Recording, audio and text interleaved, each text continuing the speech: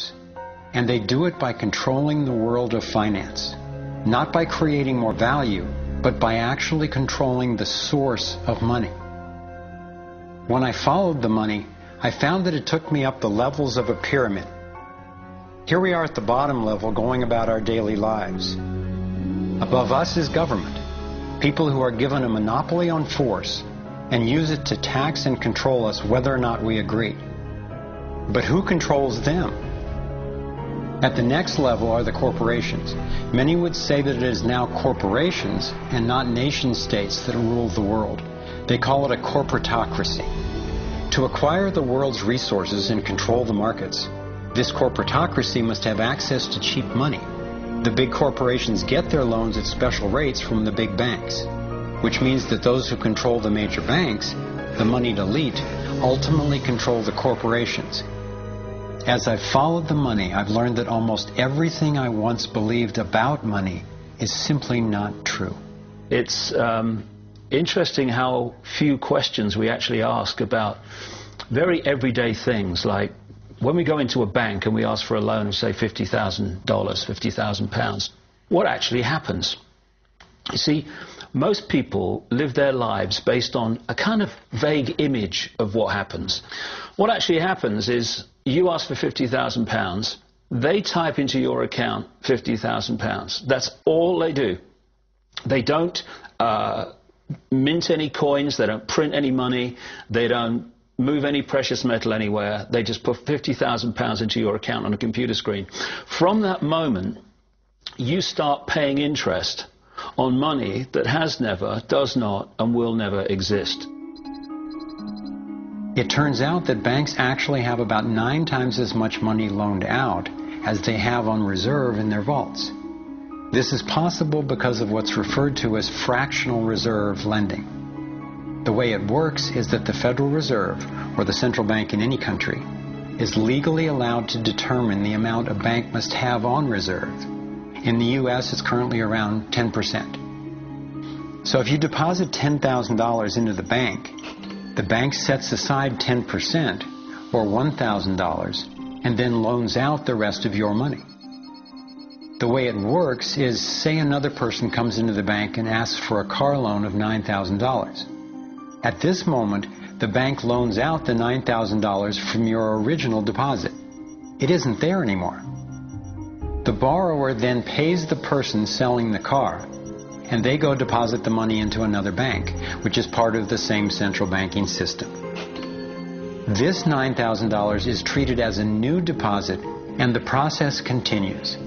The money gets redeposited and reloaned until the initial deposit of $10,000 becomes $100,000. The banking system just created $90,000 by loaning out your money. Apparently it began with the goldsmiths in the 17th century when people were trading in gold. Gold was heavy to carry around, so people stored the actual metal in vaults and traded receipts instead. Those receipts were the first paper money.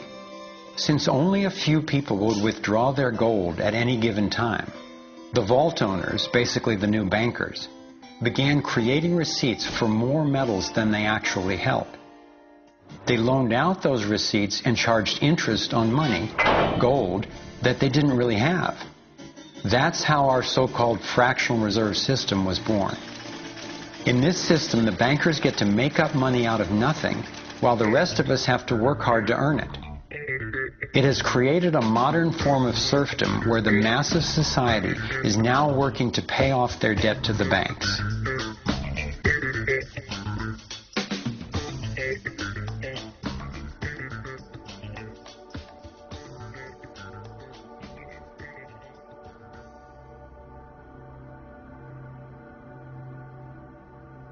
Under this fractional reserve scheme, we inevitably become debt slaves to a ruling class of financial elite, not because they are better or smarter than anyone else, but because they have rigged the system to benefit themselves at the expense of most people on the planet.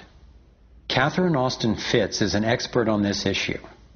She was an Assistant Secretary of Housing and Urban Development under President George Bush Sr., and then an advisor to the Clinton administration. let's set up a game of Monopoly and you want to buy Park Place.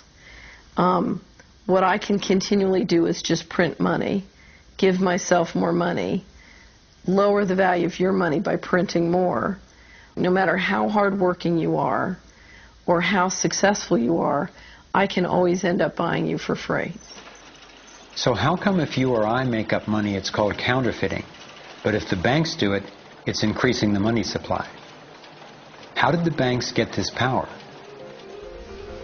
This is Jekyll Island, where in 1910, representatives from the Rockefellers, Rothschilds, Morgans, and other private bankers gathered secretly to draft the legislation that would create the Federal Reserve. Ed Griffin literally wrote the book on what happened at Jekyll Island. Central banks are banking cartels which have gone into partnership with the respective governments in the countries where they operate.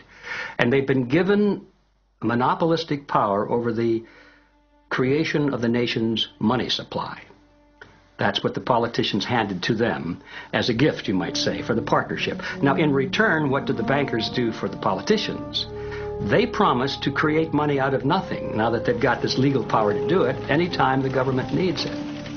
And since 2008, we've witnessed the greatest fake money printing run in recorded history. This financial sleight of hand disguises the costs, hides who's to blame, and leaves us as debt slaves working to pay off the bill. I found it revealing that in the same year the Federal Reserve was founded, 1913, the Internal Revenue Service was also established. An income tax was then instigated so you and I would have to pay the politicians' debt plus interest to the bankers. The problem is we have a privately owned central bank system in the United States disguised as a government-owned system.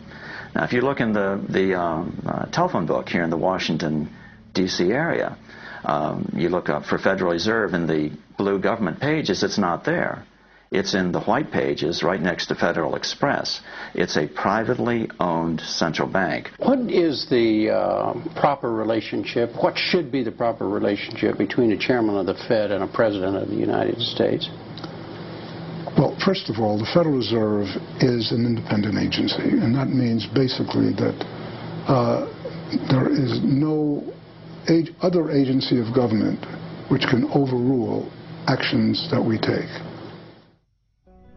There is no other agency of government which can overrule actions that we take. We have a private bank that prints money on behalf of the Treasury. The Federal Reserve prints money on a debt-based system which creates scarcity. But it puts a group of insiders in a position of having access to all the data about the economy when we don't. So you have a small group of bankers who understand the data on how the money works in the economy, and it gives them the ability to print money in a way that the insiders are protected and everybody else is drained. Catherine went on to compare a healthy economy to a vibrant torus, balanced, freely flowing, and energized throughout, in contrast to what's happening in our current economy. What you have is a system that's very dynamic, and it's trying to optimize. But intertwined in the core of it, you have a tapeworm. The way a tapeworm works in your body is it injects a chemical into your body that makes you crave what's good for the tapeworm and bad for you. You have a parasite that's very much manipulating and engorging itself at the expense of the whole. We live in a tapeworm economy where the financial elite are the tapeworm and they're feeding on us. And they don't like it when people blow their cover. After Catherine began exposing government corruption at the highest levels, the FBI raided her company and seized its assets. She was dragged through the courts for 10 years before being found innocent. So we've got the Federal Reserve, a privately owned corporation with a monopoly on creating money, but with no accountability, backed up by a government with a monopoly on force. The country got sold on the Fed as an institution that would help stabilize the economy and remain independent of politics. But in fact, in close to a century of existence, the Federal Reserve has done just the opposite. Since they took charge, we've been robbed through inflation, and the purchasing power of the dollar has declined more than 96%. And the wealth gap makes it clear most of the money is going to a very few. Only 16 years after the Federal Reserve was in power, America experienced the Great Depression. My research revealed that before the big crash in 1929, the elite bankers pulled their money out of the stock market. After the crash, they used that money to buy up cheap stocks and smaller failing banks for pennies on the dollar. Among the bankers who consolidated their wealth this way were the Rothschilds, Rockefellers, and Morgans. A similar scenario played out in the 2008 financial collapse, with the same bankers benefiting. In the years leading up to the collapse, the biggest banks, including Bank of America, Citigroup, and Chase, controlled by the Rothschilds, Rockefellers, and Morgans, were bundling and trading bad loans that they knew would eventually fail. It's like putting rotten oranges in a box and selling them as grade AAA.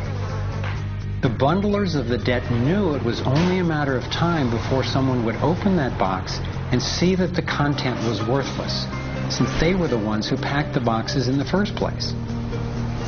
When the rotten oranges, what we hear about as unsound loans, derivatives, and credit default swaps, were finally discovered, everyone was impacted.